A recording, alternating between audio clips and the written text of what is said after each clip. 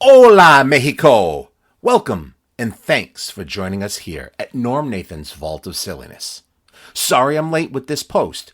A slow recovery from an Alaskan vacation is my excuse, and I'm sticking to it. The Vault has gifted us with this jewel from July 29th and 30th, 1995. This show is packed full of great stuff, so much so that I've titled it A Treasure Chest of Norm. The show begins with Norm speaking to a fantastic guest, Dennis Webb, who co-authored Greenberg's Guide to Marbles. Just a wonderful interview. Next is a wildly interesting caller who tells us about her business, glass blowing. She makes kaleidoscopes at her home studio. At the time, only 100 or so people in the world made them by hand. We switch next to another call and the subject of children gambling. Trust me, it's not a serious call. Next, a caller talks about a guest we had on recently, Joanna Cole, who wrote a book called Jump Rope Rhymes. Next up, a caller brings up Dapper O'Neil and the Irish Belly Dancer. Now we move to a super cool segment. We connect with WERE in Cleveland with Mitch Mann, Rick Gilly Gilmore, and Steve Wainstead in their show Night Talk. They have absconded with the dumb birthday game and play something called the stupid birthday game. They talk all things radio and silliness with Norm, and Ken Newman from Traffic joins the fun too. They even take some calls mixing people from Cleveland and the Boston area. For instance, we hear from Mike, the 45-year-old virgin, Tim from Franklin, Drew, who's calling on WERE, John in his car, who was chief engineer at one time at WJUL at the University of Lowell. Then there's a call from Pete, Bill, or Phil. I might have missed something there. And that's from Cleveland as well. And then Katie and Malden. There's a new show on WERE as well, and Elvis tells us all about it. And some wacky police blotter news. Moving on, we're back to Norm Solo with a couple of unknown callers to go along with Ruth, the molasses baby, and Shirley asking for info on jump rope rhymes. We leap to a weird segment that's pitched down slowly. There's a quick call, and then Jack Hart is under attack. Closing with a sponsor read by Jack that kicked open the door to his Broadway career. Not really. There's a lot more, so just sit back and enjoy this piece of broadcasting excellence. Episode 148, A Treasure Chest of Norm, begins now. And that effort has been, I would say, for about 20 years. That's not 8 hours a day, of course. In my spare time and retired time. Okay, because you were, let's see now, you were in the military service for a long time, and civil service, not just for a long time, but nearly a half century. And one line in the biographical sketch, it says here, may I call you Dennis? Would that be okay?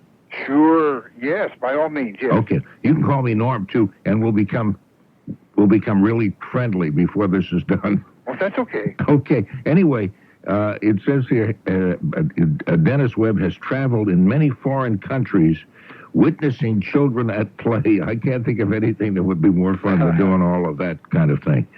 And you remember the Archaeological Society of Maryland, and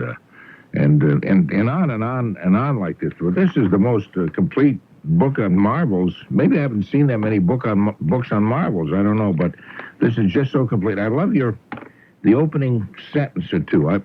I want to hear your comments, obviously, more than I want to hear my reading of your book. But the opening line I thought was a real grabber. It says, kneeling in the dirt and knuckling down for a game of marbles. This is a childhood memory shared by many generations of Americans. Before television, long before Nintendo, marbles were everywhere, in schoolyards, on playgrounds, even on city sidewalks. Playing marbles was a great American pastime. Is it still? Yes, there's still quite a bit of marble playing going on.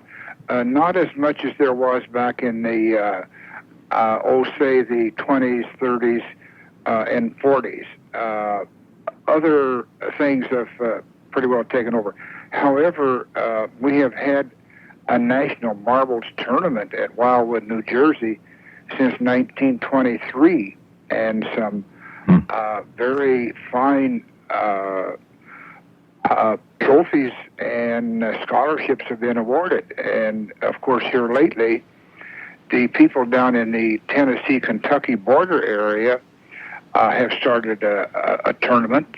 They call it Roly Holy. And then, of course, in the past 2 or 3 years, we've had the international tournaments in England for many, many years. But it's coming back. I would like to say, though, that, of course, I'm a product of the Great Depression. In my day, a boy carried 3 things: a pocket knife, a slingshot, and a bag of marbles. But I'm a product of that same era, by the way. So but I would say if they did it nowadays, they'd probably be kicked out of school or something like that. Yeah. Nowadays, it's a little bit different. That pocket knife you're talking about, that was particularly lovely when you had a pair of boots, and remember the little pocket was on the side. Oh, yes. And you'd keep the knife in there. Oh, yes. The jackknife in there, and you really felt so manly. Yeah. And the slingshot, I don't know. We didn't bother so much with that, but we the marbles came in that little, what kind of the bag? You have a picture of one of the bags. I don't know what that material was. There are various kinds of bags, cloth or leather. Leather was the sort of favorite, and I might add that some of the marble companies actually put marble bags in some of their boxed items, and of course then they would have their company logo and everything on it, and those are really collectible now. You have one thing that really made me very, very curious. You were describing, I don't have that particular page in front of me, but I remember looking at that as I read your book, the chocolate-covered marbles. Yes. I mean, what was that? I mean, did kids actually put the marbles in their mouth and lick off the chocolate? That sounds so dangerous. Well, of course, they were forewarned about that. I think the box indicated that, but they didn't go and chomp down on it, real hard. No, but I thought maybe, even while they're licking off the chocolate, they could swallow that thing so easily. Well, it has happened. Acroag, it used to furnish marbles for Cracker Jack, and they were put in loose, and that happened. Ooh. And not too much was said about it, but after that, then they started putting it in a cellophane bag. I would think so. What a way to go for a little kid to go choke on a marble. Gee. But I can recall they used to sell Divinity candy as 1 cent a piece. And, of course, that would be white, opaque, and sort of dusted on top. But there was a marble, and then you could see it, but you couldn't tell whether it was a purple clay marble or one of the new beautiful purple slag marbles. Yeah. You quote as one of your sources a man named Bertrand Cohen. Bert Cohen, yes. Bert Cohen, who's from around this area, the Boston area. Yes, he lives in Boston. Yes, as a matter of fact, he was a guest on the program, several months ago. He's a great friend of mine. Oh, is he? Oh, yes. Now because you were talking about marble tournaments, and he had one at the Boston Common, I think. Yes, he did. Sometime, in May or June or sometime? It was about that. That was a special that he put on. He invited some people from France to come over and demonstrate some of their types of games and so forth. He's known internationally, incidentally, for his marbles and stuff. He goes in mostly for the contemporary art glass. However, he's still a great promoter. Yes, I remember talking with him, and he mentioned not only that as a matter of fact, people coming in to be part of that tournament from many, many countries throughout the world. Yes. Now, your book is in great detail describing how marbles are made and from what material. I say marbles, but actually the whole history of marbles or little round things or whatever you want to call them goes back. You have it going back to around 300, 400 BC, or maybe I'm missing the year, but they've been around for a very, very, very long time in some form or another. About that, yes. I would like to say that where there were children, there were marbles. I'm sorry, say that again, please. Where there were children, there were marbles. Oh, I see. Okay. And the Greeks say that the sphere is the most perfect form, and a sphere, of course, is a marble. And there's so many different games and everything, you can play with it. And they started out, now we call them marbles, and some marbles really are marbles. Yes. But they've been made through the years of very different, various kinds of materials, as I understand. Oh yes. Ironically, the favorite stone type marble is the agate. The genuine agate, which were mostly made in Germany and shipped to the United States. And these were the prize shooters. As time went on, some of the factories started trying to imitate, the design, the layers, and so forth, and they would call them Aggies or agates, but they were actually glass. Some companies even took the form, like Vitro agate, Champion agate, but they didn't make the stone marble; they made the glass one, which is ironically. When I was a kid, now I have found very few people who ever used this term for playing marbles. We didn't call it marbles or agates. We called them stickers, and I haven't found anybody that ever used that term. Have you ever come across any area at all where the kids talked about playing stickers? No, I haven't. As I've seen it through all of my traveling, a lot of names are regional in nature, and a lot of these names the kids develop themselves. The most popular name, I guess, is nibs, and if you're a marble player, you're a nibster. The clay marbles were called commies, meaning common clay, not communist. No, not the political type. No, they were commies, common marbles, common clay, Yeah, obviously in Everett on Vine Street between Nickel Street and Union Street, that's the only place in the entire world, which was where I grew up, incidentally, where I actually call them stickers. I had that Aggies or marbles. We thought that was kind of sissy dog. There, we had our own name. But you have some great pictures of different kinds of designs and everything, including cartoons. Were some marbles used as advertising things? Yes, they were.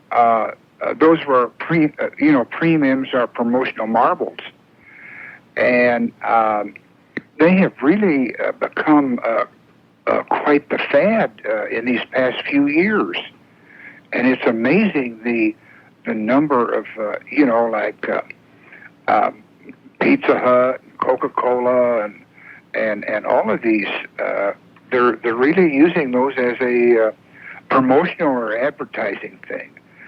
In fact, I'm having a couple made up now just for my own book, and they'll be a green transparent marble and another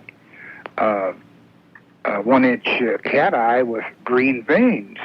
Of course, that alludes to Greenberg, of course, using the green color. Right. Now that sounds beautiful. Have we made? There been many changes in the manufacturing of marbles through the years? I would guess there must be, because we have all kinds of machinery and stuff now. Well, yes. There've been quite a few. They've been putting a luster, or what we used to say, a carnival glass effect on it. And some of them are, as they roll out of the rollers, they're very hot, and they spray them with a chemical. And it gives them a sort of a luster or a sheen. The people in Mexico, they sprinkled small bits of different colored glass on the molten glass as it's coming down through the rollers, and it comes up with a beautiful marble. I like to call it confetti. which is a beautiful marble. Oh, yes, they've come up with some new stuff. Because when I was a kid, of course, a marble was a marble. It was to play the game with, and you never thought about.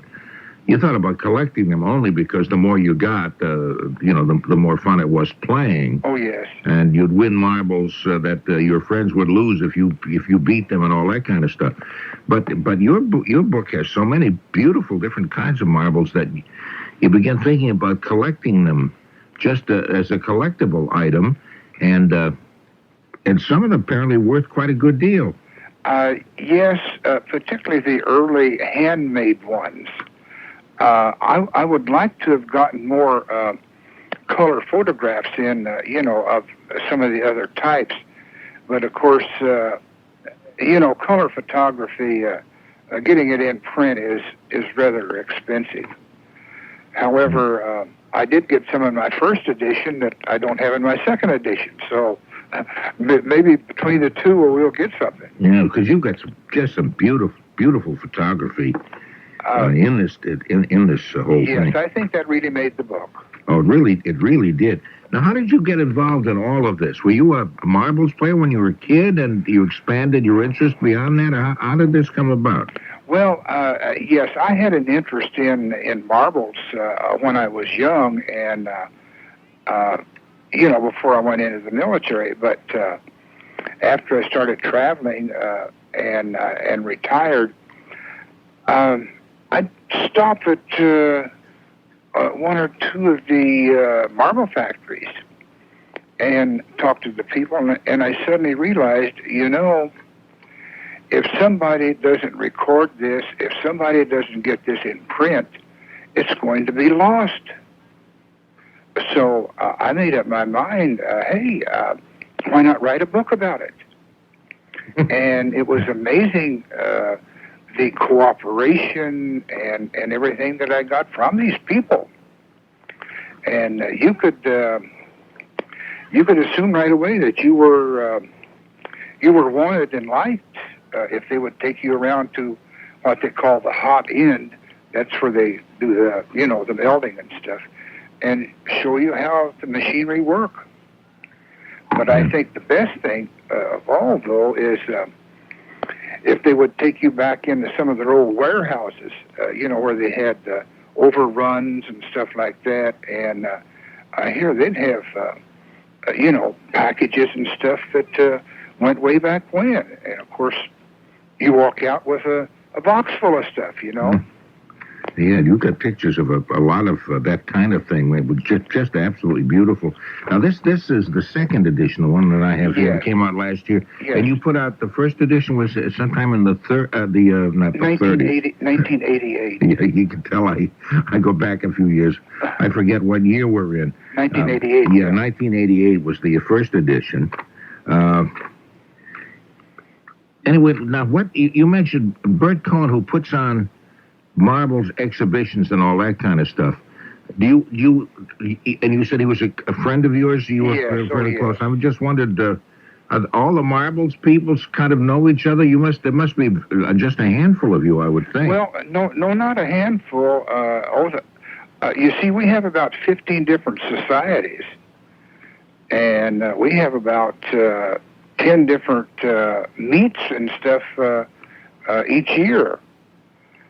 And, yes, the old-timers, the hardcore ones, they get to know each other. But, of course, there's the general membership, and they get brought in. You educate them, you talk to them, and they get it. Ironically, the women are just as fascinated as the men. Well, same thing with the girls and the boys.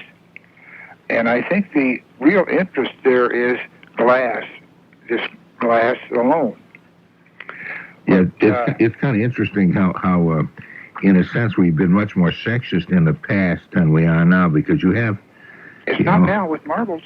Well, no, you have... But the reason I say that is you have on... I'm looking at page 99 here, acro agates, and underneath it says... acro agate box number 230 cardboard, so forth, which is unique and scarce because the central figure is a girl. There are 3 kids there kneeling down playing marbles. Normally, you say, previous covers did not show girls, only boys. That's right, and that was about one of the first ones, first one of the companies to actually do that. We used to say, well, the girls played jacks and the boys played marbles, but it's not that way anymore. Some of these girls are top-notch shooters. But the fascinating thing about the glass is a lot of the formulas that were used to make pressware, ashtrays and stuff like that, they use that same recipe and formula to make marbles. Same colors, What different kinds of games are played with marbles besides the ones that we know? You mentioned Chinese checkers, for example, Yes. would be one that uses that. Yes. What are some of the others?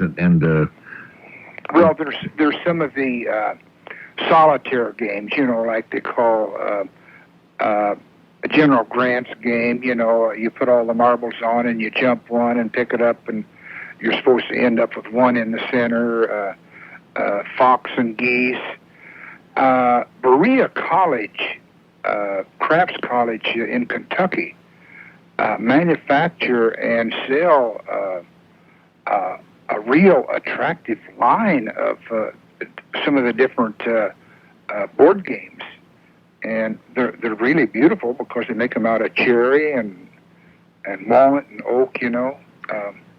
They're really collectible. It is nice to know the kids are still, at least some kids are still interested in that kind of thing in a time when we have so many electronic things and all of that, and to go back to, the simpler kinds of stuff, like marbles and its use in various kinds of games. It's maybe for us old guys, it's just kind of reassuring to know that some things don't change all that dramatically. Well, we're attracting them. My wife and I, we say adopted, but the three kids next door, they're young, and they have to come over and check up on us now and then, but they used to come over every day, and I'd get out a bunch of marbles, and hey, we were shooting marbles all over the room. I think that's beautiful. And they loved it. They loved it. And of course, I'd work up bags of marbles for them, and it was always an excuse for them to get out of the house. We're going to go next door and see the Webb, Well, the book is just great, and I've had a great time talking with you about it, and we've just barely scratched the surface because there's so many good pictures and so much information on how marbles were made through the years and the various different kinds of products that were used and all that kind of stuff. I like the bibliography, 210 entries in a bibliography, and I like to say this was the first comprehensive book ever written about marbles. I like to say that. Okay, I would guess so. Bibliography and selected literature, and it goes on and on and on. That's true, and it's published. The book is called Greenberg's Guide to Marbles. I assume that means that the Greenberg series includes a whole lot of other different kinds of collections. He puts his name on it, yeah. Okay, and it's by Dennis Webb, the gentleman that you're listening to right now, and published by Greenberg Books out of Waukesha, Wisconsin. Yes. And anybody interested in the address and all that kind of stuff can write to me and ask me about it. I'll give you the address. Great. Plus the fact that I would guess there's got to be some stores that carry this kind of... Would these be hobby shops who'd carry them, or regular bookstores? Not so much hobby shops. I have found that although the bookstore may not stock the book, a person can order the book from the bookstore.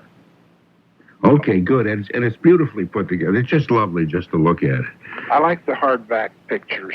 Oh, they're beautiful. Yeah, they're beautiful. The cover is great, too. All these lovely marbles. You want to reach in and wish you could pull them out. Those are all in my collection. Really? Oh, beautiful. You can get a whole bunch of them in they look like candy jars. Oh, well, that was just to add a little bit of glitz. No, I think it looks great. I think it's nice. I like it. That was one of the ideas of the design people. Dennis Webb, thank you very, very much for coming on. Well, thank you for inviting me, too. It was a pleasure. Thank you. Good luck to you. Thanks. Bye. Thanks a lot. I have 3 glass blowers that work for me. I make kaleidoscopes and I use the marbles in the kaleidoscopes. Now, you don't have to explain that. How do you happen to have glass blowers working for you? They contract. They're private contractors for me. But, I mean, do you have a business? Sure, I make kaleidoscopes. Oh, you make you just said that. I'm sorry, that went over my head. So you are in the kaleidoscope business? Yes, I am. I haven't even seen a kaleidoscope in a long time. Oh. You've been making them for a long time now? Well, it's been 7 or 8 years. Really? Mm-hmm. No kidding. Now, you do that out of your house or where? Yes, I do, actually. Yeah? I have a lovely studio built into a very old home. And you make the kaleidoscopes yourself, or how do you do that? I make them myself, but the ones that relate to marbles are actually triangular, about 8 inches long, and they're triangular with a mirror in the middle at a 60-degree angle. And at the end, I solder on a little cage that I put a marble in. Now, you have to have a handmade marble because the machine-made marbles have dead spots and bubbles. And if you have a handmade marble, then you can dictate the colors and the designs. And therefore, if you turn the marble with your finger, or I say tickle it from the end, you get just an absolutely vibrant, gorgeous kaleidoscopic image. Isn't that something? How did you get involved in that business? Well, I made one from a kit years ago, and I gave it to my dad for Christmas. And he was so taken with it, he said, "We need to start a company." So we did, and the company's called Dad and Me. And that was about 7 or 8 years ago, and probably about 2,000 kaleidoscopes ago. Now, where do you distribute these? I sell them wholesale all over the world.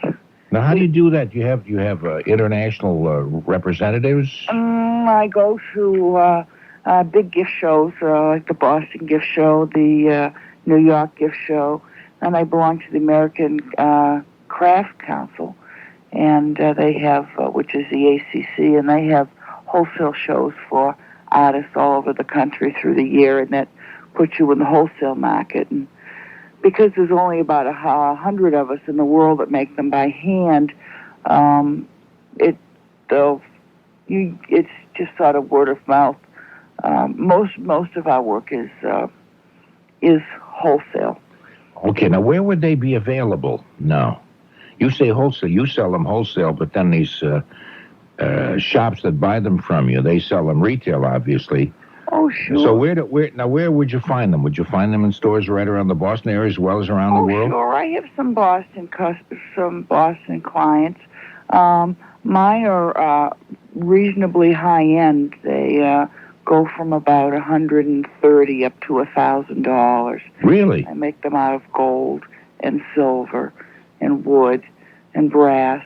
In the Boston area, I have a store that I sell to in Copley Place, and one on, let me see, what's the name of that street, that nifty little yuppie street where they have... On Newbury Street, you mean? Yes, I have one there, and I have a couple out in the Framingham, Natick area.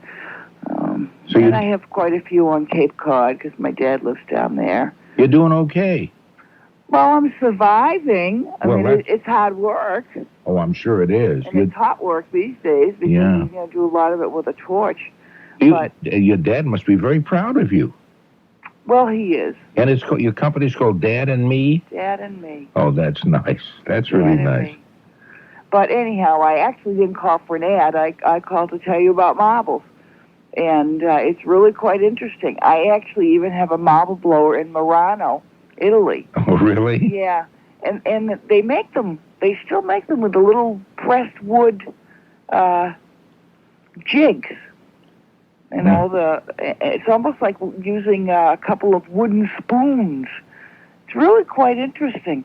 There aren't very many people that make marbles by hand. I mean, you had to scour the face of the earth to find them. Marble Collectors of America or something, which is in Northborough, Mass. They have a post office box there. Oh, yes. In fact, that company is listed in Mr. Webb's, Dennis Webb's book. They mention that company as one of the marble companies across the world.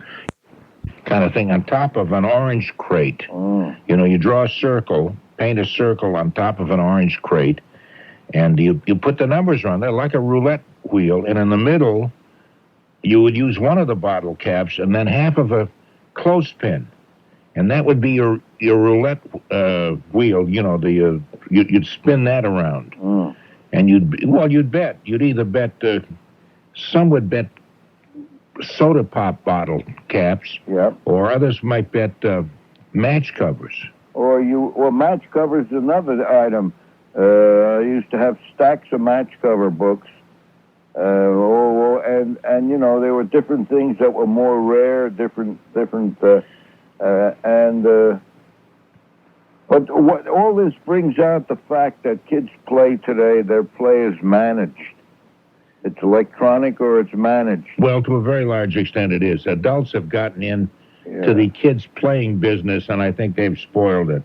Well, so many things we used to make for ourselves out of boxes from the fruit store. We get boxes and put skates under it. That's right, and you had scooters. And you had a scooter. Yeah. You used to make things out of the thin, what orange boxes were made out of. They were just thin, and we used to weave it in and out. Lots of things like that. The kids had to be. That helped kids grow up and be creative. Now everything is managed. Everything is by the numbers.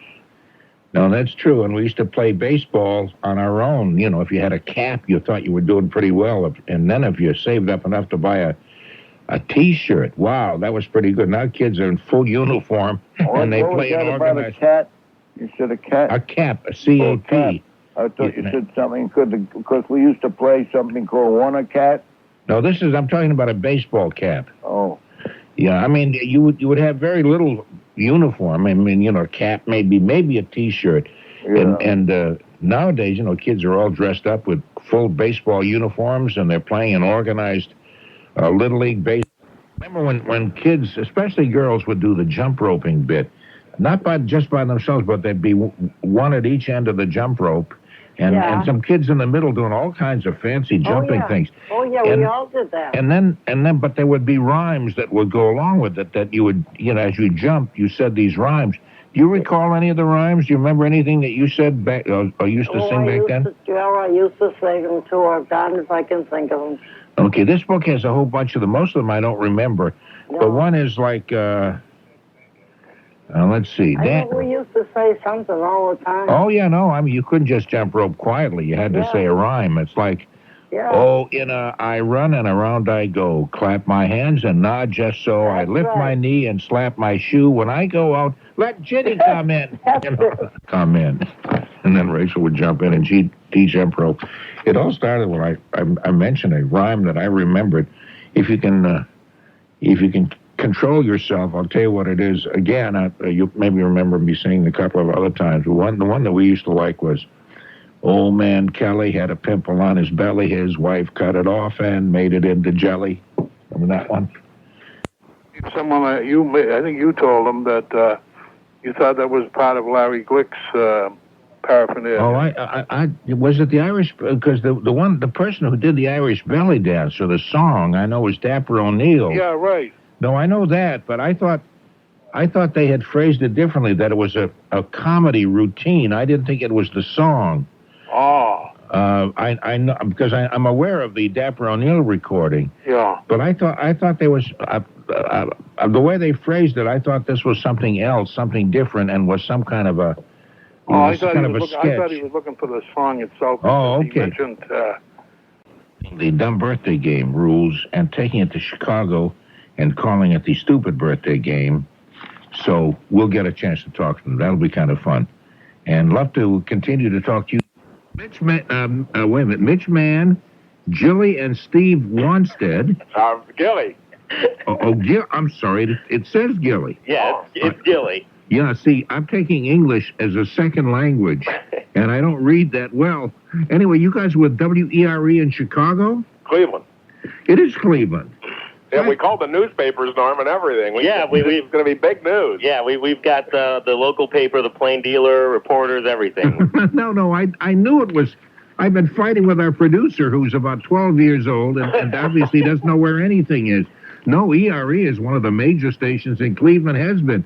But we've had so many changes in broadcasting stations in Boston, I thought, well, maybe they're going crazy in Cleveland, too. I didn't want to think that we're the only ones that go nuts. Did you call the Globe? I called the Globe, I called the Boston Herald. Okay. And also the Lawrence Eagle Tribune and the Salem Evening News. Oh, everything. I know that, was it Randall?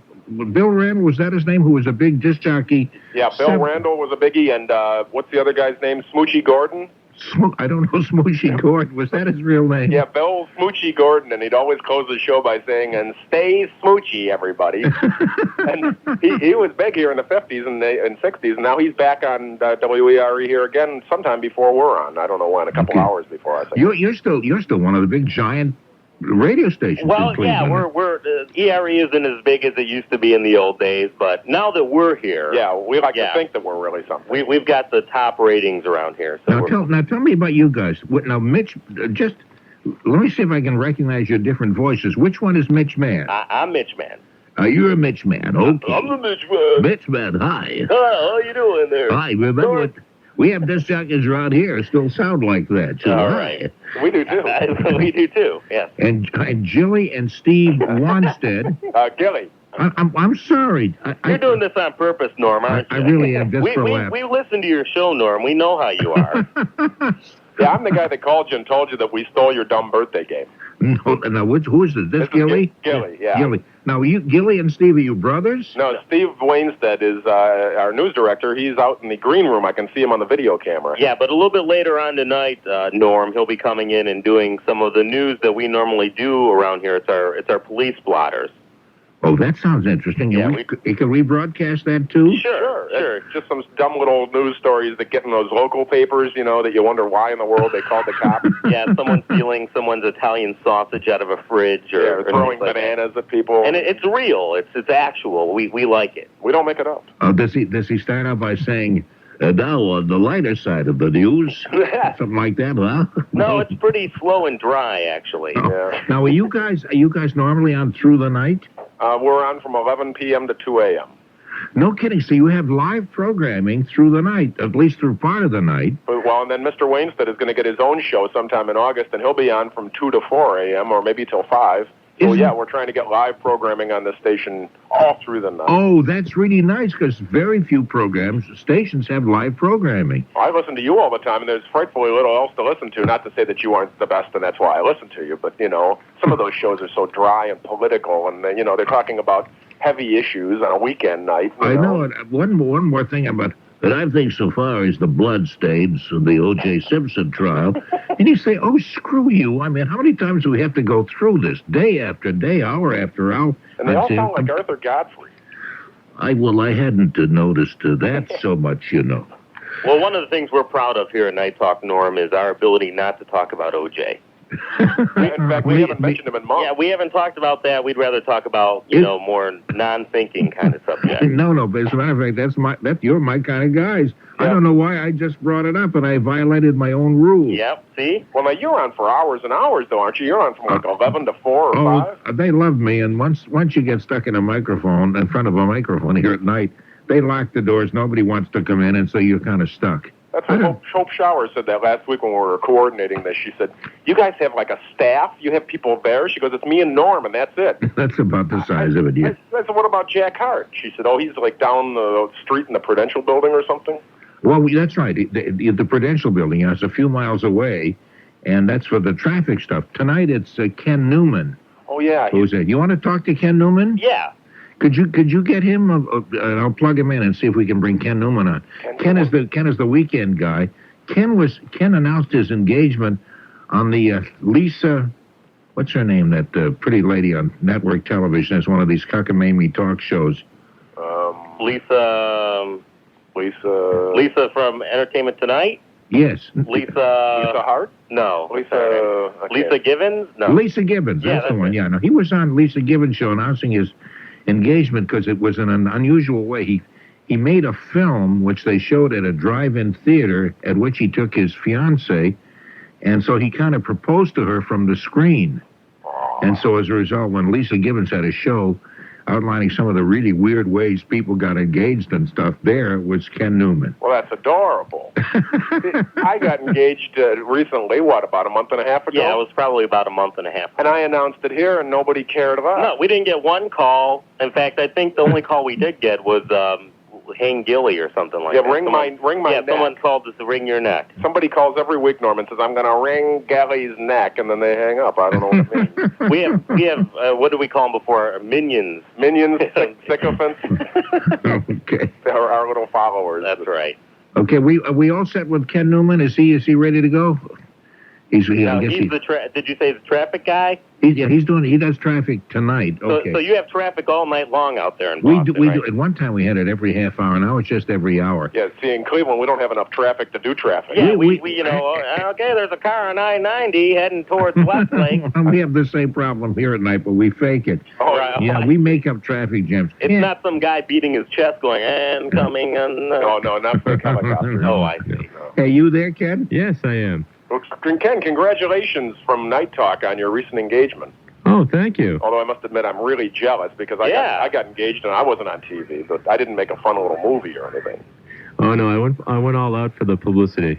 Yeah, the only reason, as a matter of fact, after he was on Lisa Gibbons seeing his fiancée and they got engaged, he broke off the whole thing. It was only a publicity gimmick. It was a whole career thing. Yeah, big Lisa Marie, Michael Jackson type. Just a shameless publicity. Well, just stay away from the little boy thing. It's not worth it. Hey, listen, tell me about you guys now. What kind of a show do you do out there at ERE? Is it, well, it must be, I can almost guess the way you're talking now. Yeah, well, actually, Norm, it's kind of funny because we're from college radio, both of us. We have a lot of experience in college radio. I was a DJ for a while, but we're trying to bring college radio back into commercial radio here. We're trying to do something different. Right. We want a level of professionalism below that is normally considered, what's needed for professional radio. Really? Oh, I think the only creative radio is either public radio or college radio. Amen. Where, as soon as people learn how to conduct themselves on radio, they become boring. As soon as they learn how to make money. We're under the belief that AM is now the true alternative. Right. Oh, it really is FM.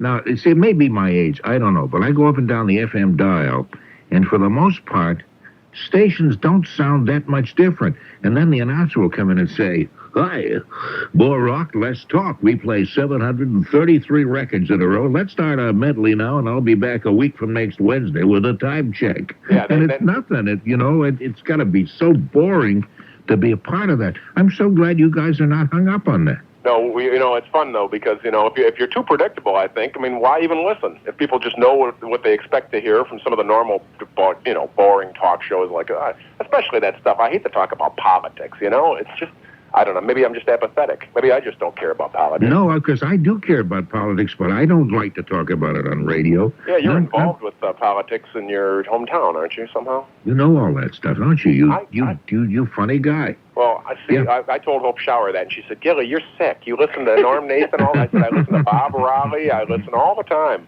Oh, well, that's really very, very flattering. I do care about politics a lot, but see, here's a problem I have with it.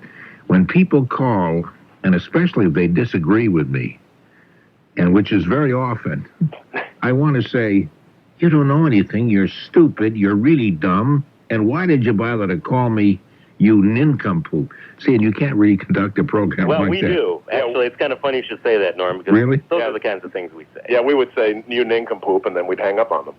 But I heard you, I don't know, a while back, a lady called and she wanted you to cut a ribbon at a peach festival or something, and the Commonwealth of Massachusetts was taking over some peach farm, and she wanted to invite you, and she had all these political questions, and then you were really frustrated. You said, "I don't understand what you're talking about. I don't understand." And I was thinking, well, neither does anybody else. I don't know where she was going. I don't know either. Now, how long have you guys, you both guys are just out of college? No, I've been out of college. Well, actually, I am, but I've been doing radio for, 7 years now. Well, you did it in college also then? Yeah, I did it professionally, and then I went to college. Yeah, Oh, really? Yeah. Yeah, I did radio for a while and said, boy, I better go to school. This is horrible business. There's no money in it. And then I went to college, and I'm just doing it as a hobby now. Gilly and I just do the one show a week here. We've been doing this, for 2 years already. Oh, that's really nice. Do you get a good response, a lot of calls and stuff? We're the highest-rated program on ARE right now. Is that right? Yeah, the calls vary. We have people that call up and want us to kill ourselves on the air. And then, we have the people that call us up and really love us. So. And they love the stupid birthday game, which is, of course, is a direct rip-off of the dumb birthday game. Oh, when do you do the stupid birthday? Is that usually on now or 1:30 or what? Yeah, usually now we do it. So we do it here and there. We don't do it every week. Oh, I see. Okay. And in fact, we've taken the stupid birthday game and made it into other games. Like what? Like If Only They'd Live. Yeah, that's our favorite one, If Only They'd Live. That's dead people, famous dead people, and if they were still alive, how old would they be now? As a matter of fact, somebody suggested that we ought to do that. I heard that, and I thought maybe they could rip us off. Oh, well, yeah, maybe they were ripping you off. And we have music to our game, too. Now, how is that? How do you work that? We've added music. Yeah, we have that music handy there? Yeah. Here's the music when we ask the question. And the next person we have to guess is lovely Natalie Wood. She passed away. They said, have a few drinks, but don't go overboard. If only Natalie Wood had lived, how old would she be now, Tom? And then we'd ask Tom. Yeah, we like our cheesy music. And then we've got music for when they answer. When they answer. And if I can get it, there we go. Well, the correct answer was little Natalie Wood would be 107 and a half. Thank you just so much. Thank you just so much. Well, wait a minute, I don't do that. Wait a minute. We don't want to copy everything. The next thing you know, one of you is going to change your name to mine. Yeah. I got to draw the line somewhere. It's Nathan here. Nathan Norm. That's right. Well, yeah, as a matter of fact, I used to use my formal name when I first got into radio. That is Norman Nathan, which is my real name.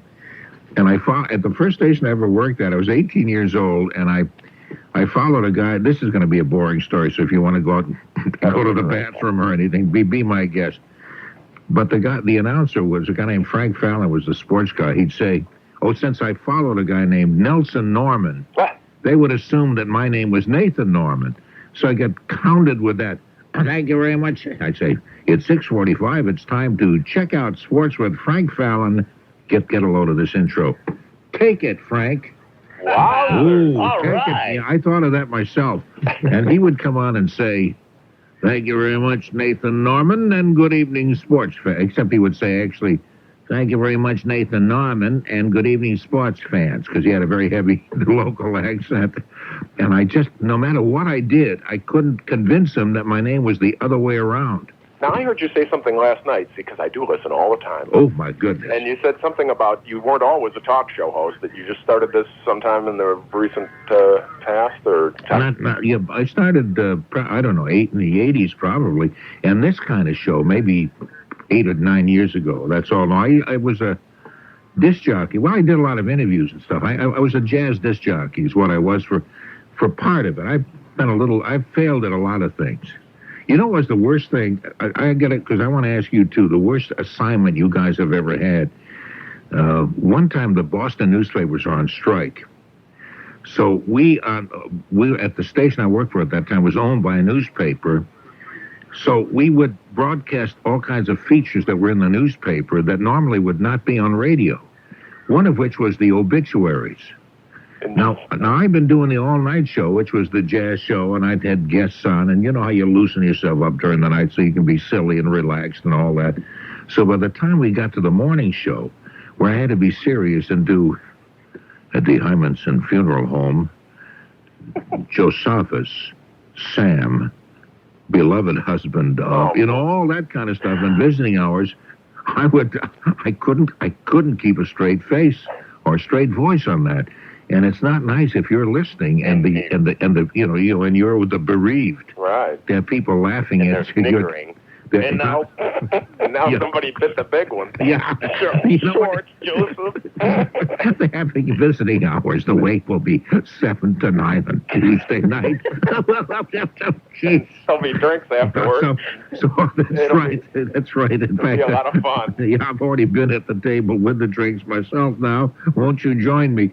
And so I would start trying to tape several hours while I was still doing the all-night show. Somehow I got a list of these obituaries, and I never could do it. And I begged the management. I said, please don't make me do that.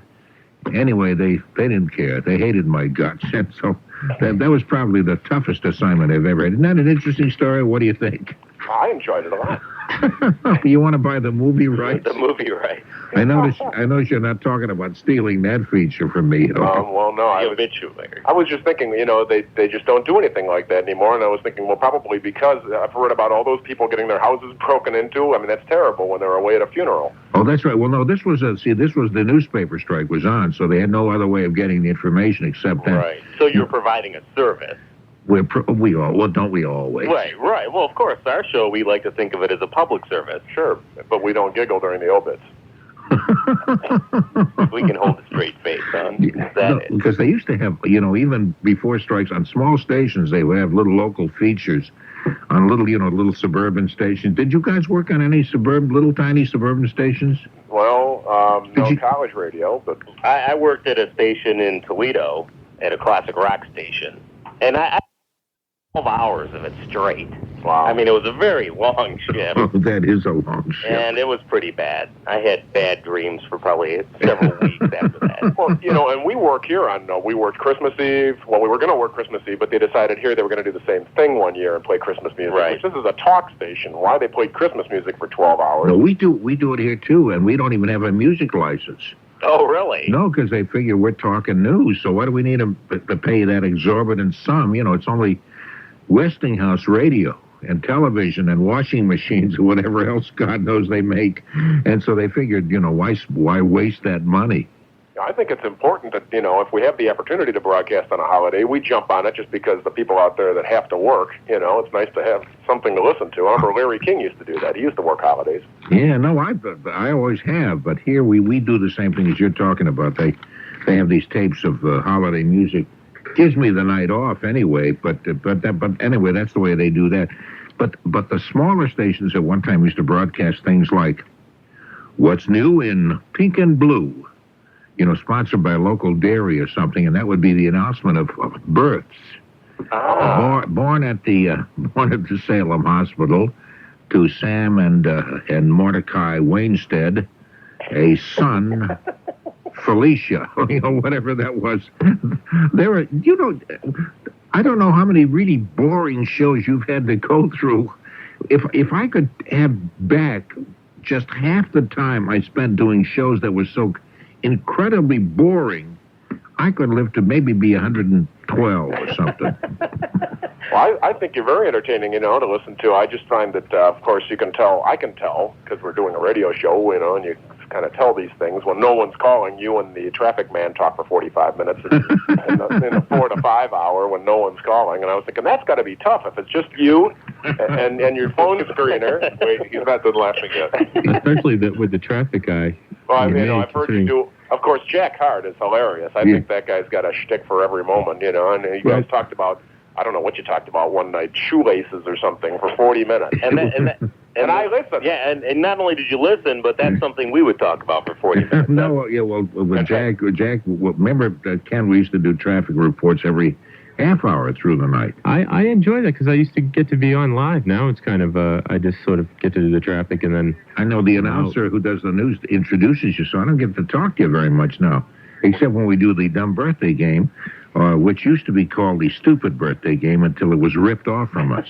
That's from a station in Cleveland. That's right. It's on WERE in Cleveland. Well, what kind of traffic report would there be in the 4 o'clock hour? Well, at one time, like, for example, around 4:30 on a Saturday morning, I would bring on Jack Hart, and he would say, this is when we were introducing him live and talking, and he'd say, traffic is beginning to pick up with delivery trucks delivering their merchandise to the local stores. And I'd say, what are they delivering, Jack? And he'd say, milk and candy. And I said, they must be delivering bread and canned corn. And we would drag them on forever with that kind. Well, that really is boring radio. Why am I bringing that up now? Well, I thought it was funny when I called you and told you that we stole your dumb birthday game. The next night you went on right before you did the game and you said, now we're going to do the nationally known dumb birthday game. Thank you just so much. I think that's great. But now let's get back to what's new in pink and blue and birth announcements from the Beverly Hospital. Thank you. Now, how are we going to coordinate our phone callers here, Mitchell? I don't know. You want to take some phone calls? Yeah, we have some phone callers here. People might have us Cleveland people might have some questions. So okay, just do it any way you would like. I tell you the truth. I don't have a whole lot of commercials this hour, and I can easily put them off till later. Just a couple of cockamamie Ovaltine things, and I'm getting sick of those. Yeah. So we get the gold bond over and over again. Oh, we do that too. Yeah, boy, where does it itch? And don't tell me, I don't care to know. But why don't you just do the show the way you'd like to do it, and I'll just kind of tag along if you'd like. Itched and burned. It was very uncomfortable. There they are again now. The gold bond. All right, well, our phone system's a little new here, Norm, so we're going to try this, and hopefully we are successful. Fingers on the dump button. Okay. Hello? Oh. Hey, Mike. I'm back. How are you? Fine. Do you have a question for Norm Nathan of WBZ in Boston? Please have a question. My question is, what's the most popular topic you discuss in the show? Yeah, Mike asks a lot of silly questions. Okay, the most popular topic of discussion in the Boston area on our station? Yeah. Is that what you're asking? That's what I meant. Yeah. There aren't any. I don't know what to say to you. Yeah, Mike calls us a lot, and I'll tell you a little secret, Norm, about Mike. Yeah. He's a 45-year-old virgin. Yeah. No kidding. He freely admits that on the radio, and I think we have Cleveland's only 45-year-old virgin calling our show. It's something we're proud of. You must have that kind of a program where you attract clean living and boring people. Yeah, well, the dump button doesn't even say anything on it anymore. It's all worn off. Because it's more to do with our demographic, actually. Just one very serious note. Then we have some calls here. I'm going to ask people. Would you mind if we put some on here? Might want to ask you a question. Oh, no, we don't mind at all. Okay, our number here is 617 is the area code of Boston, 254-1030. If you're out in the Cleveland area, don't do the 617. Do the Cleveland area code. Yeah, our number here is area code 216-578-1300. Oh, that's a great number. That has sexual overtones. Did you know that? Yeah, so we call ourselves the Big 13. Yep. Oh, geez. Oh, the Big man. 13 in Cleveland. I don't know whether I can explain that to the boss when we have our meeting Monday morning. But anyway, that 617-254-1030 is our number. Just one serious note, in a sense. I worked at one station in Boston with a guy who had been in Cleveland at might have been your station.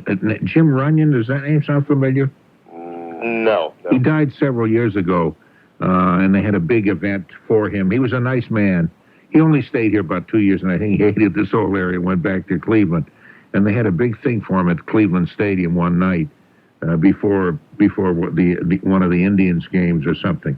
But anyway, it's Jim Runyon. Maybe some of your listeners would remember him. Let's go to Tim, who's calling us here. Tim is in the town of Franklin. Hi, Tim. Hey, how you doing, Norm? Are you a 40-year-old virgin also? Because I'm trying to match everything these guys say. Well, I have 3 kids, so I guess I'm not a virgin anymore. Oh, jeez. Well, okay. Then go on anyway. What the heck? I just was wondering if there was any kind of a friendly rivalry between the two stations like there is between the Patriots and the Browns. I knew this was going to happen. I was at both Patriots games. Were you? Actually, and it was kind of the playoff game was kind of a violent scene for Patriots fans. I was quite impressed how many of you from Boston actually came down. There was a good percentage. But after the game, the Cleveland fans know how it is. They're, oh, you guys are okay. Bledsoe's going to be good someday, blah, blah, blah. Cleveland people are basically friendly. I don't think people are mean-spirited around here. Well, we've been waiting for a long time for a good team, so. Yeah, and the Browns have had some good teams in the recent past. However, they just haven't been able to put it over the top. They're always just a tick short. Just a tick short, huh? But, you guys we play again this year, and we're going to beat you bad. Yeah, well, I just figured maybe you guys could set up a little lobster versus whatever kind of bet. Oh, that's interesting. Yeah, maybe we can do that. What does Cleveland have that Boston would want? A baseball team. That we could. Yeah, a baseball team. That's a good question. What is Cleveland noted for? Like seafood, lobster, and all that kind of stuff would be here. Steel mill, luncheon meat. No, we don't. The only fish we have is walleye. Really. Pierogies. Cleveland's known for pierogies. Oil refinery. I see. And do you have pierogies there in Boston? I'm sure we do somewhere because we have all kinds of specialty shops. Yeah, it's a big Polish community here in Cleveland, and they make those little stuffed whatever they make pierogies out of. Potato and pasta. Yeah, President Clinton wanted some. When he came here, every time he comes, he goes to Parma pierogi. Yeah, he goes to that place and pegs out. I want some baked beans, Boston baked beans. Are they actually baked beans, or are those little cans? Yeah, no. We do have Boston baked beans. As a matter of fact, at one time, the Saturday night meal, kind of the traditional meal, was baked beans and brown bread. Did you ever taste brown bread? Yeah. Yeah, that was it. I don't know that still exists so much anymore. My grandmother used to make that, Norm. I miss that. That would kind of like put a damper on the activities later in the evening, wouldn't it? All those beans. all the beans. Right. Yeah, I guess so. Potato pancakes are big out here. Oh, you mean... Have some potato pancakes. My mother used to make bean soup. We had a different name for potato pancakes. That's an ethnic food, and we called them... Latkes. Yeah, that's a... Is that Polish or German? Jewish. No, I know it's German, too, yeah. Yeah, no, I mean, most Jewish food... I know it's Jewish, but I thought most Jewish food is adapted from whatever the country the Jews were getting thrown out of at the time. And that's all I didn't know whether it was Germany or Poland at the time. It's probably a combination.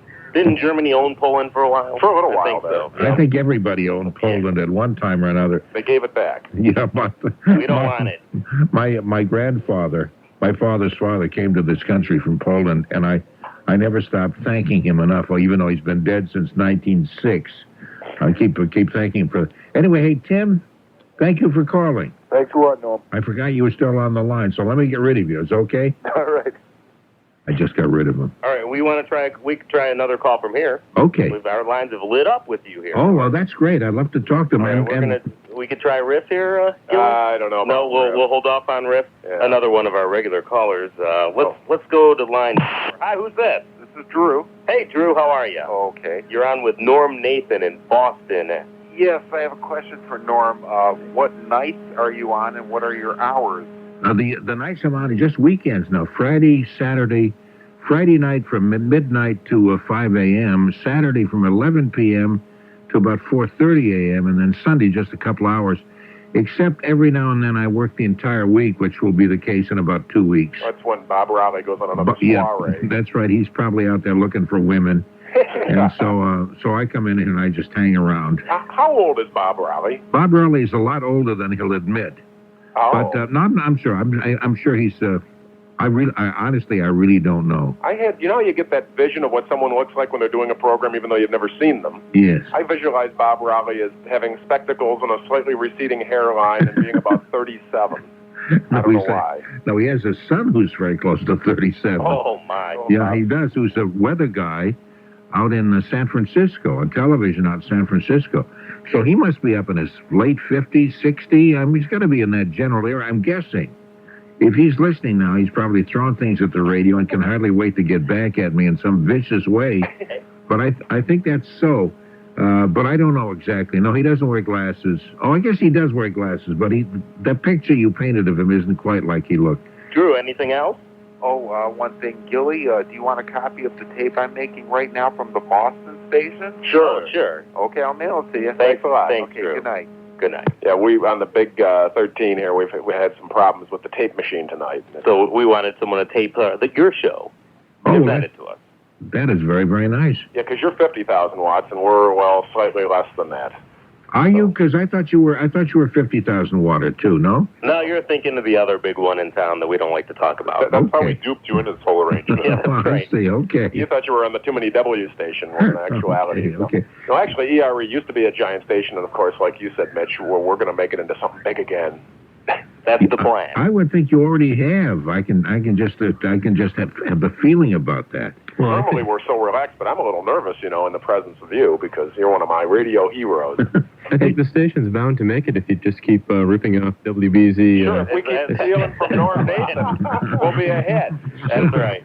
And well, that's the radio business, isn't it, Norm? Now, that's kind of interesting, because there was a guy on WJR. You don't mind if I mention stations in other cities? We don't care. No. Okay, WJR is in Detroit. 760.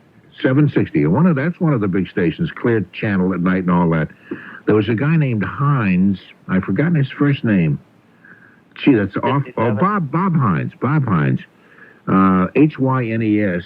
And he's from a Boston family, but he did the all-night show and has been working out he's retired now, but he worked out in Detroit a lot. And every now and then we tie up also and pick up his program while he picked up ours. And his cousin was Jack Hines, who still is on television news here. He invented the pickle or something. No, you're thinking of the other Hines. Oh, it's Hynes. Now, you insist upon Heinz. That's our Senator Kerry, who's married the Hines heiress. Oh, okay. Yeah, that's that Hines, but there's the other Hines, who was mayor of Boston at one time. They make a fine ketchup. Now, who was the guy that was mayor of Boston for a long time, an Irish fella, Ray something or other? Oh, Ray Flynn, who's now ambassador to the Vatican. Oh, really? Is he really? Yeah, he's been the ambassador to the Vatican for some time. He's got a rough job. Well, how big's the Vatican? A mile? Well, I don't know. It's not what you call one of your major, huge countries in the world. No. He's certainly going to watch what he says. Yeah, right. No big parties for him. No speeding tickets either. No, he can't just can't utter some obscenities just casually, like, I don't know what the hell about that Vatican. What the heck? Something like that. He's got to be careful. Why does he wear that funny hat? Yeah, that's right. Looks to me like a yarmulke. What's he doing with that? I suppose he eats latkes and wears a... Hey, sister, can I get some more beans over here? I miss the folks back home. Oh, this is the silly... Do you have any commercials to do? No. No one sponsors our show whatsoever. No, we got rid of them all last couple hours. I see. Okay, because we have practically none of them here either. But whenever you need to take a break, we'll take one with you. Yeah, we'll gladly go out and have a cigarette. We've got plenty of station promos and public service announcements to fill time. Okay, hey, listen, tell me what colleges you guys went to. I went to Cleveland State University. Okay, and that's obviously right in Cleveland? Yeah, right downtown. We like to call it the lovely concrete campus. Yeah, I as well. I'm still going to Cleveland University. Are you a big guy on campus because you do a radio show and everything? Do the women flock to you? No, actually, we were pretty shunned. No one in our college listened to us. We had a following outside in the city, but the college itself really didn't know much about us. And Mr. Wainstead is the general manager of the college radio station right now, so he gets all the women. Yeah. So you have a staff composed of a lot of young people. Oh, it's thousands, Norm. And of young people. That's really nice. Or at least 80, yeah. What's the format of I know it will be boring to people in your area who already know the answer, but WERE in Cleveland, now what do you do the rest of it? Like 24 hours a day? What's the general format? Is it all talk radio? It's an all-talk station. It's a lot of syndicated shows. We have G. Gordon Liddy and Don and Mike. And Tom Likas, Stan Majors. Yeah, Stan Major. Is he on anywhere in Boston? He's some guy that talks about politics for hours and hours and hours. No, Tom Likas used to do a show here in Boston. Oh, okay. That's kind of interesting because a lot of people ask me whatever happened to Tom Likas, but he's with you guys at ERE in Cleveland. Well, he's syndicated. Yeah, he's from is LA. He? Yeah, he's on a lot of stations, not just ours. Oh, okay. Yeah, he's out of Los Angeles, I think. Oh, okay, because he had some kind of legal problems for doing physical harm or allegedly doing physical harm to his wife. Did you know that? No, we did not know that. Yeah. Oh, yes. Oh, my. Notice the way Yeah, we're getting real dirty here. I'm sure the management will love it. I saw him on TV. He didn't look like the type to marry. That's right. He's kind of a heavy-set guy. Well, he looked like Elton John in a way. I saw him on one of these cable channels where they actually show someone doing a talk show on radio. Which it was C-SPAN. It's about the most boring thing I've ever seen, watching somebody do a radio show. He had big fuzzy glasses, right? Yeah, big glasses, and they combed his hair forward over his bald spot. Hey, would you like to hear one of our promos for one of our shows here? I'd love to. It's a brand new show, and we just kind of found it quite humorous. Oh, this is great. Thanks, Ox, for grabbing this. Here we go. Here's one of the new shows here on WERE in Cleveland. Well, it's a war for the money.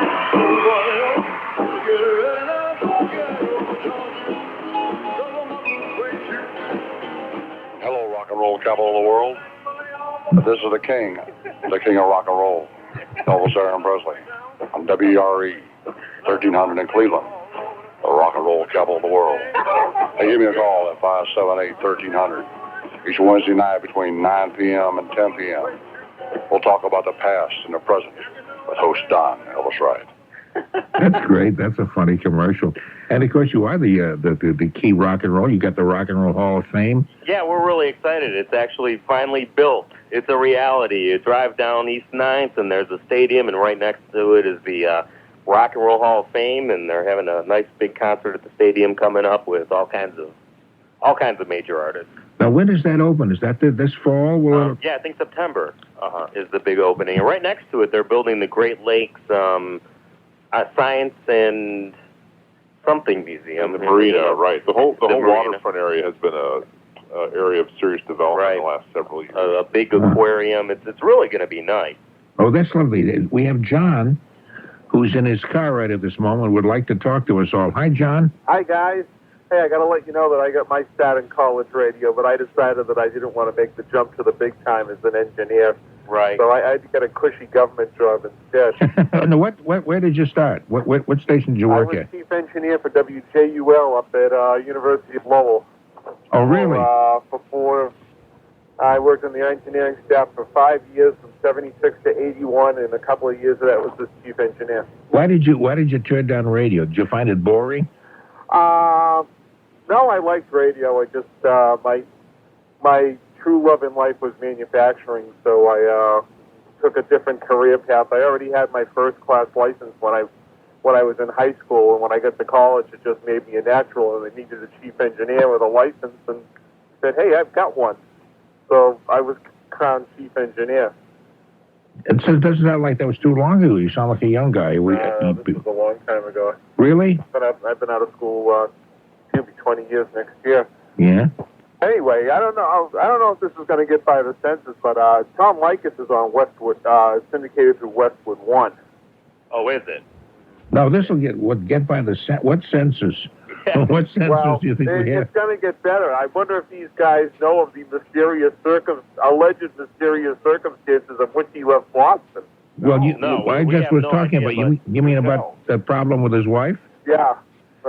No, I was just suggesting that he was charged with not charged with, but allegedly he had been in some fisticuffs or had caused some physical harm to his wife. Well, I don't think it was alleged. I think he was convicted because he had to go to spousal classes, as I remember. But he left the big 50 kilowatt station down the dial under less than perfect circumstances. Yeah, that was WRKO in Boston. Yeah, well, I don't like, as Joe Fitzgerald called it, I think I've said this before to you, it's not a radio station, it's a swamp. I like Joe, and I like his definition of that. Yeah. That's really good. Yeah, Likas is Westwood 1. I was wondering how those guys, what sort of response you got about G. Gordon Liddy, because he's been pretty popular in the press as of late. Yeah, there was a big stink over that one shot to the head, one shot to the groin thing. Yeah, there were a lot of complaints. We don't normally get a lot of reaction from Mr. Liddy here, but apparently there were a lot of people around here who were upset about that. And we were told by management, you do a fun show, keep it that way. Do fun. Don't talk about serious stuff and get all the people riled up and make them call and complain. That's why they like us so much. I get into this. I just got out of work a few minutes ago, so if I ask you questions that now how many watts are you guys out there? 5,000. No, that's pretty good for a. So you guys are a pretty good sized station. I'm used to the little 10-watt stations. I had more trouble with 10-watt stations when I was an engineer than protected stations that have been there for WJUL in Lowell, Massachusetts was one of the first FM directional stations in the country. Now, Lowell, isn't that where Betty Davis was from? I think yes, so. Yes, Ed McMahon, too. Ed McMahon also. Ed McMahon also, yes. And, of course, Paul Tsongas, the former senator, lives there now in Lowell. And also Ray Goulding of the... You're familiar with the team of Bob and Ray? Yeah, absolutely. Yeah, Ray Goulding is from Lowell, from that area. I was thinking of a phone call you had last night when some guy asked you, we went into a big spiel, and then he said, "What do you think, Norm?" And you said, "I think you sound like a character from a Bob and Ray review." Yeah, I thought he did. Yeah, well, he did. He had a funny way of talking. But, Lowell Lowell's an interesting city. It has a national park there now based upon the mills, the old mills that built up the city at one time. Yeah, we're going to see how Lowell comes across. There's a big controversy now about that HBO thing that's coming up about Lowell and drugs. And, not for nothing, but why does the Attorney General of the state of Massachusetts have to write HBO and say, "Don't air this show. It's not true"? I don't know, because he's thinking of running for governor. That's Harshbarger, who's a decent guy. He's our Attorney General here. And that's the only reason I can think of. I think people go crazy when they're looking for a higher office and they begin saying really stupid things. He must have inherited something from the old Secretary of State there. But anyway, hey guys in radio, don't take it too seriously. It's not too fun. My father told me it was a bunch of guys stabbing themselves each other in the back for a $7,000 a year job. And to tell you the truth, I found that was true in my case. I still do consulting. I'm one of these guys that made some money on the side from the deregulation when they fired all the chief engineers. But don't take it too seriously. There is life after radio. We stab each other in the back for nothing. That's how we are. But okay. Hey, good night, guys. Good night, John. That's kind of funny. There was another guy in radio. I wonder whatever happened to him. It was named Bob Lassiter. He used to be on WLS out of Chicago. Yeah, no, I don't know that name. He called himself the Magnificent Lassiter. And he had this very dry approach. He would tell people, he'd say, "Please don't say hello to me. I'm fine. Don't ask me how I am. I'm fine." And people would call and say, "Hi, Bob, how are you?" And he'd go ahead, please. And he had a real attitude problem. But that was a happy guy. But that was his act. And I thought it was fascinating radio. One Saturday night, he went on for 3 hours and never took he took commercials, but he never took a phone call. And he kept saying, "I'll give you those numbers in a minute." And he told his life story and how he got involved in radio. And I was fascinated. Yeah. I couldn't leave. One of the things people do, though, when they call you, they say, "How are you tonight?" And everybody does that. After about the 90th person who says, "How are you tonight?" and you've already answered that many times, you want to think, but they just use that as kind of an opening line to get into the conversation. But it does kind of slow things down, and it gets kind of boring after a while, so I can understand how we feel that way. Yeah, you say, "Well, I was fine until people have asked me this for 3 hours. Now I think I might be a little ill." I'm not fine anymore. Yeah. I'm not, especially when I hear your voice, which grates on me. I'm ready to throw up, for God's sakes. Well, we're going to try another call, if that's okay. Fine. You don't mind? Let's try... Pete, welcome to Night Talk and to Norm Nathan in Boston. Greetings, gentlemen. I already know how you are. Okay. How are you, Pete? I'm spanking good. Well, that's good. No one asked the callers how they are. Yeah, right. We care about you, Pete. I appreciate it. You guys run a great show. I mean, I could be at a party, and if there's a radio, I'll try to put it on.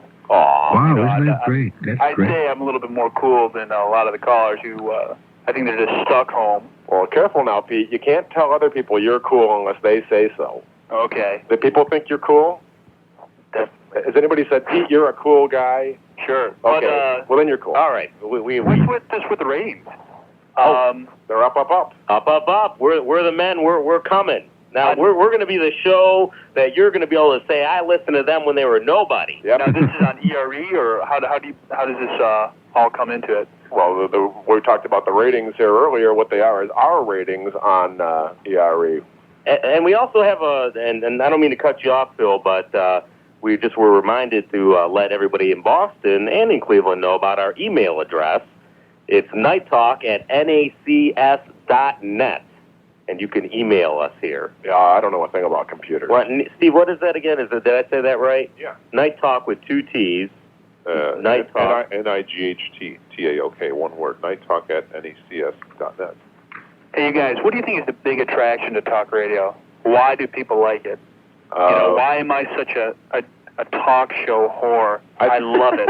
Well, I don't know. I can't get enough of it, unless it's sports talk, and then I want to vomit. I think a lot of people like to live vicariously through someone else. You know, if you're a little bored and you turn on the radio, maybe you can hear somebody embellish about their daily life, and, you know, it's kind of exciting to listen in. Maybe you feel like you're eavesdropping over the back fence, or you're on a party line and nobody knows you're there. I think it's a matter of somebody keeping you company when you're doing the dishes. Well, exactly. Like Steve said, it's an opportunity for you to have friends that you may not normally have, or if you are a well-liked person, which a lot of our listeners aren't. No, not for me. It's eavesdropping for me. It's eavesdropping for you? Yeah, I like to hear, Norm talk about the dirt on Tom Likas. Oh, okay. Mr. Nathan. I think maybe part of it is the fact that it's spontaneous. And there isn't too much spontaneous radio. I mean, not on record shows or anything. And so on talk shows, whatever, it's live and people are saying things that they feel at that moment. And maybe that's one of the things, you never know what's going to happen in the next minute or so. Yeah, I always listened to talk radio ever since I was a little kid, and I thought, someday I'd like to try that, because it seems like it's a lot of fun. Most people that do a talk show seem like they're having a good time doing it, and by golly, it is a lot of fun. Can we pick up WBZ in Cleveland? Oh, yeah, absolutely, you can pick up BZ. I listen to Norm Nathan's show all the time. That's how we arrange this. Is there any way you can buy like a super antenna for like a AM radio? Yeah, they had one. This station barely comes in that well most of the time. I don't know what it was called. They had some sort of antenna you could buy. Norm, do you know it was they had an advertisement? Hold on a minute here. I've got. Hey, Phil, where are you? In my suitcase here.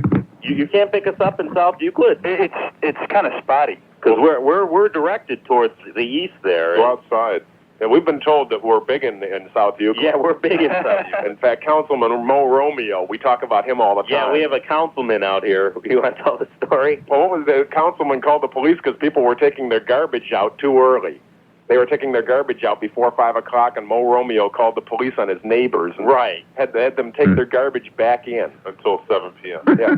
Real popular councilman out there in South Euclid, the suburb of Cleveland. That's you guys funny. have any popular or favorite talk shows? Like, of course, Howard Stern gets all the notoriety, but have you guys listened to Tom Likas? I think he's pretty good. I listen to Tom Likas. I listen to Norm Nathan. I listen to Bob Borelli. I listen to... You don't listen to Rush Limbaugh, do you? Occasionally, but not very often. He's not even entertaining. I listen to, what's his name? Park McPeg here in Cleveland, the guy on the Yeah. Too Many W station. Let's be fair. Jazz McKay. We shouldn't bad Yeah. What do you think about Jazz McKay? Don't you get kind of sick of the heavy breathing and that? It's a lot of politics. Well, he just talks about gun control. Yep, a lot of How gun about that Rich Michaels guy during the day? Well, I don't know. He's like Jazz McKay, too. No, they call him the Baby Rush Limbaugh. Yeah. And he hates it. They write about him in the Plain Dealer, call him the Baby Rush. Well, who's the guy who used to be on 3WE who, if he was around now, would be syndicated and really popular? Gary D? Gary D. Yep. You ever hear of Gary D, Norm? I have not. No. He was our big shock jock here before it was popular thing to be a shock jock. I think you broke the taboo on talking about penises and foreskin on we should radio. really get rid of that, shouldn't we? That's terrible. No, that's okay. Bostonians, I know, we tend to be kind of Brahmins and stuff and very cultured, but nonetheless, we still do have penises, so that's okay. I can't believe it. Norm Nathan said penis. Yeah, they were trying to think of some way to zone them out of town because we felt we were above all that. And thanks for the call, Phil. Yeah, well, actually, we wouldn't be here without one. Yeah, I think it sounded like Phil could hardly wait to hang up. Yeah. Want to hear Katie from Malden? Malden is a city just outside of Boston. And Katie, hi. Hi. How you doing? Good morning.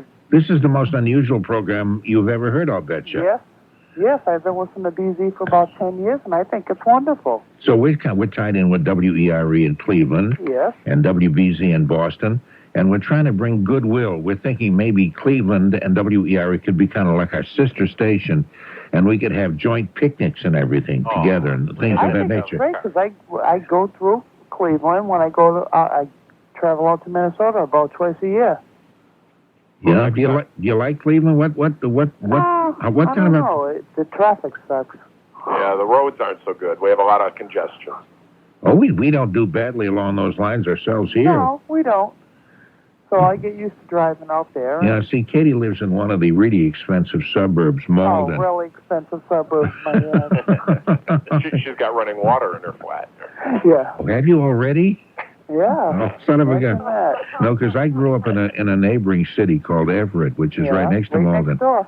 Yeah, and we used to think, boy, the women from Malden, the girls from Malden, boy, what they are really hot.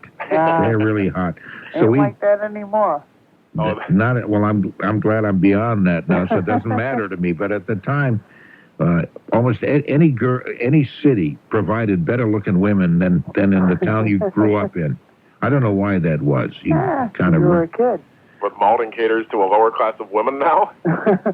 No, it's just that it's not the same. Well, it's a blue collar city, and I guess it always has been. Yeah.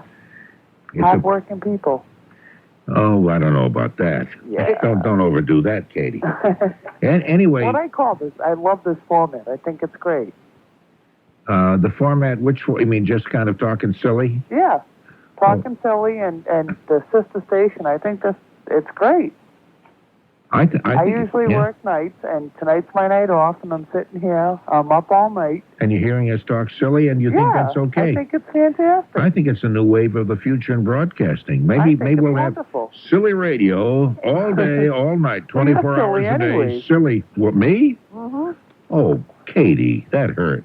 No, you're silly anyways. I guess so. No, that's the whole... I couldn't go to sleep without you.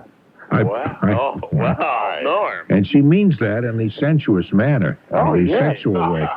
The point is that like you and like your boss, obviously, who said to you,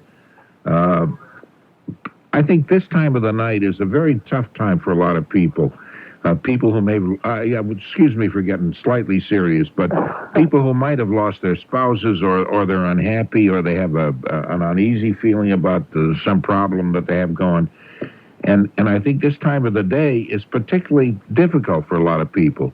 And so you tune in the radio and you get guys like Mitch and all of that and here I hope too. And you can kind of laugh, and I think it makes you feel a little bit better. And I think that's the whole point of what this is all about. And it's not that we don't care about the world, even though that may be true, I don't know. No, but I think the point is that you drive my husband crazy. You want to make people feel better. Shut the radio off, and I won't. I leave it on all night. He's jealous of me, isn't he, Katie? Because he knows what kind of a guy I am. Oh, yeah. In fact, we live by one of Norm Nathan's credos, and that's let's leave this world a little sillier than we found it. That's right. Well, you do my whole shtick. I can't believe that. I can't believe it. They get you pegged, Norm. What's that? They get you pegged. No, they really have. I'm very flattered by all of that stuff, Katie. I think it's wonderful. I love the format. Leave your husband and come away with me, Katie. Oh, I don't think so. Well, the heck with I don't think so. We have one here, Marge. We've been trying to get her to leave her husband for us. Oh, yeah. She won't. My husband's one of the good ones. I even know Jenna Rosa calls all the time. I hear that. You really do listen. I can't believe that. Yeah. And I've been waiting all night for you to do your Mason Adams imitation. Oh, okay. Look, Rossi.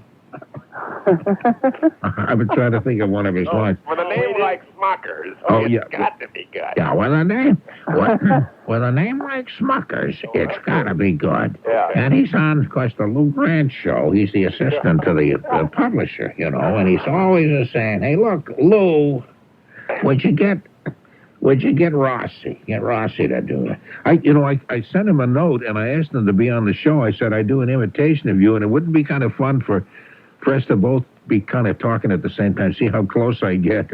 And I've never received an answer. These guys have no senses of humor, these guys, not at all. It's right. You hear me, Rossi? Do an article on no senses of humor among people, okay? And you don't think you're silly. I'm not. No. I don't know what to say to that. You don't think you're silly? Give me a better line than that, Katie. I don't know how to respond. You're so silly. You're so lovable. You have to listen.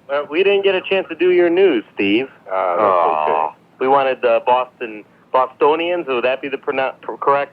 I could read one. Bostonians, yes. Or New Englanders, Bostonians, all that is We're good. going to throw in one blotter for you. Okay. You know what I don't know is when I go Or to... maybe two. Okay, this is Rocky River, Ohio, from the Sun Herald at 9:30 a.m. on July 13th. An irate customer tried to return a trimmer still full of gasoline to Builders Square on Center Ridge Road. The store wouldn't accept the trimmer, so the customer dumped the gas on the sidewalk, an act which earned a littering citation from police. Lakewood, Ohio, July 23rd. Even the rain couldn't revive the man who was taking a nap at 1:30 in the morning on a lawn at Nicholson Avenue and Clifton Boulevard. Police said the man's wife arrived shortly after officers and said she would make sure he made it home. Oh, I did. Big news. Show me, Rossi. How come we missed those stories? That's our big Rossi? news. But Okay. actually, Norm, I guess we're going to have to go because we're up on the news here. I know we are too. We have network news in about a half a minute, same as you. Well, Norm, maybe we can do it again sometime. I would love that, and I really appreciate talking to all of you guys. That's really great, and I hope everybody out at WERE in the Cleveland area realizes what precious people they have to listen to through the night. Well, same with you, Norm. We Hey. appreciate it. You're definitely someone we look up to. So keep us. Spring. Oh, this past spring. Yep, 2 tickets to an extravaganza that nobody I know wanted to go to. What was the extravaganza? Oh, it was a production of Henry Purcell's King Arthur. And it was a really ludicrous production, too. Oh, really? Now, who put that on? The Baroque Festival people, Yeah? early music. The music was tremendous. It was lovely. No, It was I'm a big heavenly. fan of Henry Purcell. You are? Yes, but I'm not familiar with the work you're talking about. Oh, you know Dido and Aeneas. No, I guess maybe I don't know as much about Henry Purcell as I'm pretending to know. Maybe it's a different Henry Purcell. No, this is see, the reason I know Henry Purcell is I once gave a reading at Symphony Hall with the Boston Pops Orchestra and Arthur Fiedler and all that on a child's guide to instruments of the orchestra. And I think the arrangement was, maybe it was written by Henry Purcell, and the arrangement was by somebody else. But Purcell was very much involved in that, and the work is great. It's a very exciting thing. So anyway, that's really one of the few things I'm familiar with so far as Purcell is concerned. Everybody else likes, and you don't dare express any kind of opposition for fear that people will think, well, is he ignorant? He doesn't know what he's talking about. As you get older, like my age, you don't really care about that. You either like something, you don't like something, and I have enough faith in my own judgment to allow me to express a thought, even though it may not be in the popular interest. But I think a lot of people feel the same way. I remember sitting there watching these ballets and thinking, oh, shut up, just dance, do the stuff that you do well, and never mind that really stupid storyline. I'm sorry, I think I'm repeating myself now. Have you noticed that? Well, I've noticed that. But that's kind of nice. Now, Do you still ride him? no, I really should every now and then, but I have not. I just have not ridden him for some time. I used to ride him quite a lot. Or ride her, actually. She's a mare.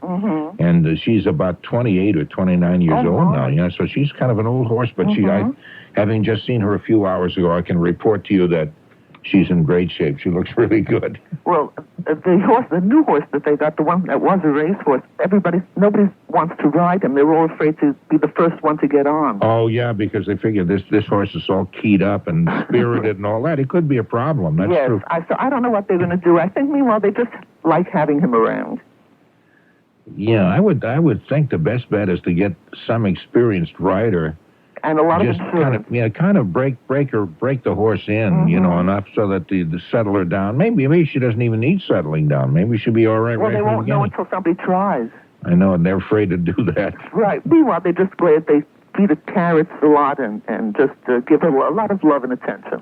That's true. The horse that I have, I actually bought from my youngest daughter, and then she got older and went to school, and I should have sold the horse at that point. But somehow it's like selling a pet dog or something. Well, it becomes part of the family. That's right. Even though I don't ride her much anymore, there are people who come by who do ride her and exercise her, but it is part of the family. It's like any other animal that you take care of. Yeah, it's like to see her out in the field. They're chewing away at the grass and stuff, and it's very picturesque and nice. Yeah, you don't need a mower either. Well, that's a true. built-in mower.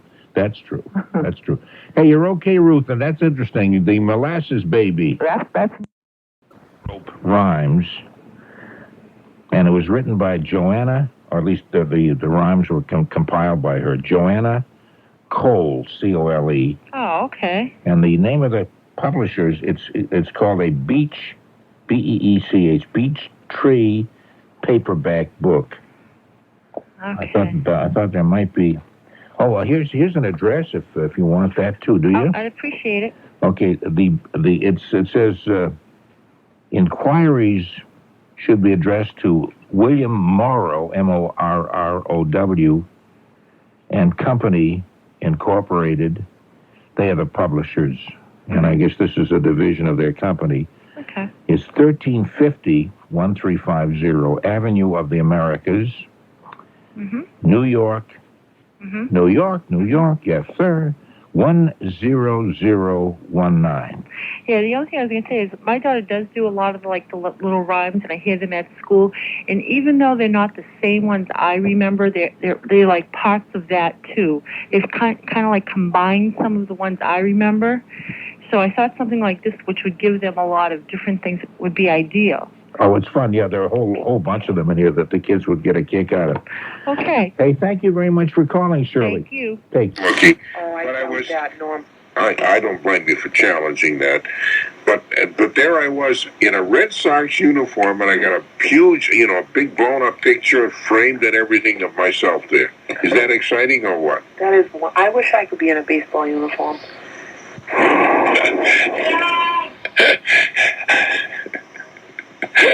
I'm Jack Hart, WBZ 24. You really want to admit that, do you, after that? What happened? I'm not sure. I think that must have been the crews out there doing some blasting. I think either that. That probably is what it is. I think somebody's come closer. I don't want everybody to hear this because it might become a regular thing. But I think there are people out there to get you. I think so. You ready to play the dumb birthday games? That's probably one of the other members of the panel, because you always win. Yes, indeed. They're trying to bump me off. They are trying to bump you off, and I think your life is in danger. Hold on a minute while I call the WBC security guard. And I'm wearing my bulletproof birthday hat. I think that is a good idea.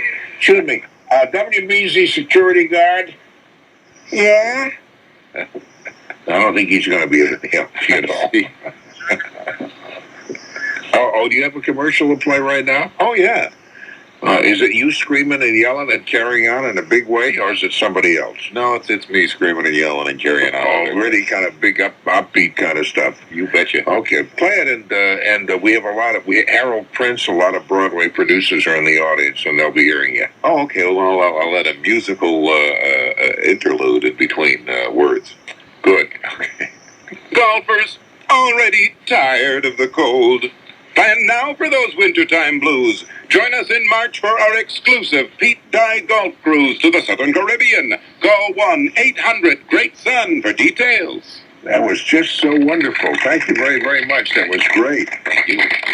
Once again, the Vault gave us another excellent example of Norm and the show.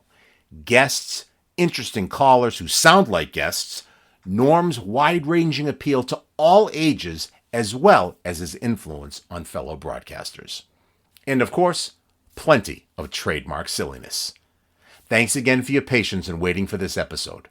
Closing the vault and leaving this world a little sillier than we found it. For Mexico, Dennis Webb, Marbles, Kaleidoscopes, Orange Crate Roulette, Jump Rope Rhymes, Old Man Kelly, the Archaeological Society of Maryland, Greenberg's Guide to Marbles, pocket knives, slingshots, Bert Cohen. The sphere is the most perfect form. Nibs, nibsters, Aggies, and stickers. Waukesha, Wisconsin. The American Craft Council. Marble Collectors of America in Northborough, Mass. Dapper O'Neil, Mitch Mann, Rick Gilly Gilmore, and Steve Wainstead in their show Night Talk on the Big 1300 AM, WERE in Cleveland. Violating Your Own Rules, Minions and Sycophants. College Radio, The Comedy of Bereavement. Baked Beans and Brown Bread, Latkes, Ray Flynn, Cleveland State University, WJUL in Lowell, Bob and Ray, Faith in Your Judgments, Sunflower the Horse, Hope Shower, Ken Newman, Jack Hart, and the often imitated, but never duplicated, Norm Nathan. Stay smoochy, everyone. I'm Tony Nesbitt.